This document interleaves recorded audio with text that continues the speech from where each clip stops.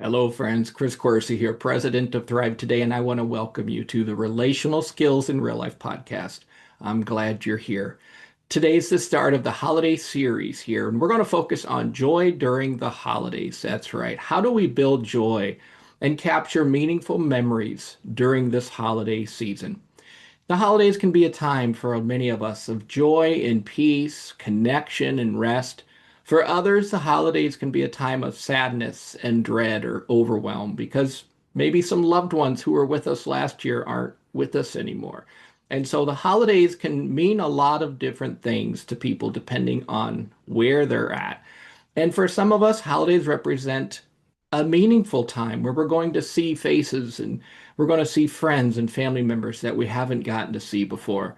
One of the big topics we want to look at today is how can we maximize the holidays in order to build joy and rest and create this meaningful connection with loved ones? How can we really utilize the holidays to spend time, meaningful time with people? Having some fun, building some joy, and creating those lovely memories that we'll look back on. Well, friends, I'm excited about our guest today is Rebecca, and she is a team member here at Thrive Today. And Rebecca is going to share some of the things that she and her family does during the holidays to really try to maximize some joy and connection. Let's listen in. Hi, I'm Rebecca, and I really enjoy planning and hosting gatherings that help people feel seen and enjoyed and places where people have a good time. But as I was thinking about the upcoming holidays, I started to feel a little anxiety, maybe even a little dread in the pit of my stomach, and I felt heavy um, as I started to plan because there are so many things that can come up in families. Maybe people are going through a rough time, they're grieving, there's some family history that isn't healed yet, just all kinds of things. And as we start to think about getting together, it can feel like the opposite of joy and looking forward to it. It can be dread. And so I was talking to my sister-in-law. We tend to be the party planners in the family, and she said, "I think I have the skill of planning fun activities to do at family gatherings that help people enjoy each other and have a good time and have good memories afterward when otherwise they might not." And I thought, that is a really important skill. And I agree with her. She does have that skill. And she wasn't putting it on terms of a brain skill, but I started to think about what brain skills would be involved in creating that kind of atmosphere. And I think the main one would be skill one, share joy. And so I was thinking about how to intentionally put that into upcoming family gatherings. And I was realizing that personally, I could be very intentional with making sure that my relational circuits are on so that when I see people, my eyes light up. They can see by my smile that I'm glad to be with them. Being really intentional in greeting people so that my voice tone and my words let them know I'm glad to be with you. I'm feeling joy. Um, but there are a lot of other ways that you can be intentional in planning for this joy. Um, and that would be based on your own personal style and the things that your family enjoys. But some of the things that I have tried are, and this is what my sister in law was talking about, were easy games like charades or Pictionary or hide and seek that anyone of any age can play, just jump into. And I've noticed as people start to get involved in these activities together, they seem to light up more. They start to laugh. It's easier to make eye contact. They start to enjoy being together, and the atmosphere really lightens.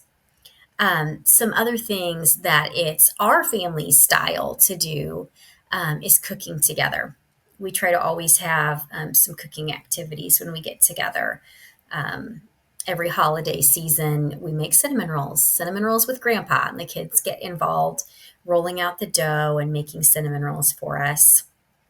Um, we also like to do themed dinners where we just tell everyone whatever we want. But, like the theme of this dinner is anything round.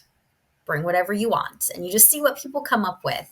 And as you get together and enjoy the creativity and the thought each person put into it, the different flavors, and everyone's laughing and talking and enjoying each other's uniquenesses. Again, there's so much joy, and it really helps bring everyone together.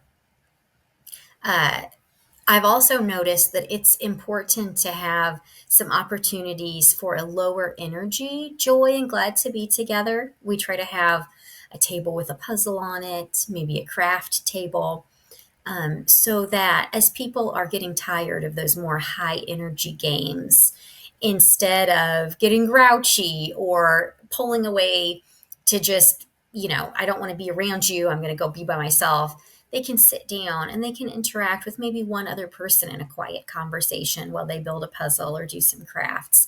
And that just keeps that joy level high too. Like, I'm glad we're here together.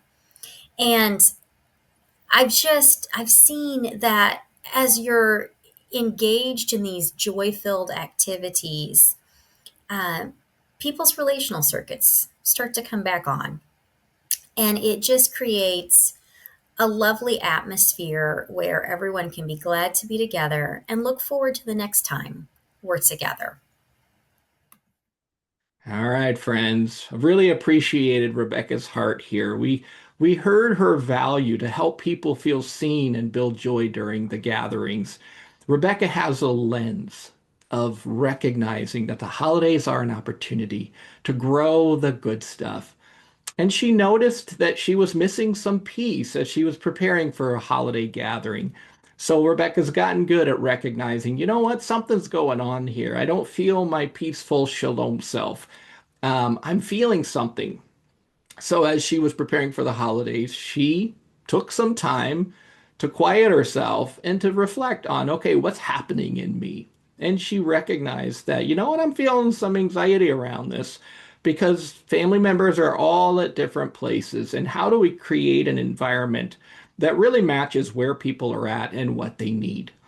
And it's really helpful. Rebecca's sister-in-law, it has some strengths here at creating a fun and meaningful atmosphere. So Rebecca got to interact and find out what's important to her sister-in-law. How can we use her strengths?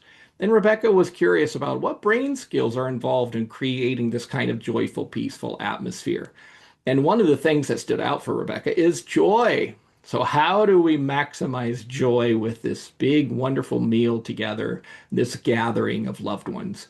Joy is a big one. And Rebecca also wanted to make it a point of keeping her relational circuits on when she interacts with people, when she greets people. She wanted to be intentional about being a joyful presence. This is the beauty of relational skills. We can think through how do we best use these circumstances for connection, for joy, and for peace. And Rebecca had a lot of creativity. I really liked her idea of cooking together, right? With loved ones, cooking together, and even having themes for some of the meals. There's a lot of creativity here. There's a lot of thought that Rebecca put into this. This was an opportunity for people to build some joy and to recognize that not everybody is at the same place. Some of us are high energy level people. We like interaction and activity. We like fun and play. Some of us are low energy responders, and we just, we need a little bit of rest, a little bit more downtime. So Rebecca recognized that each person is in a unique place, and how can we create an atmosphere that allows the good stuff to grow, for people to be able to connect and to get what their hearts need.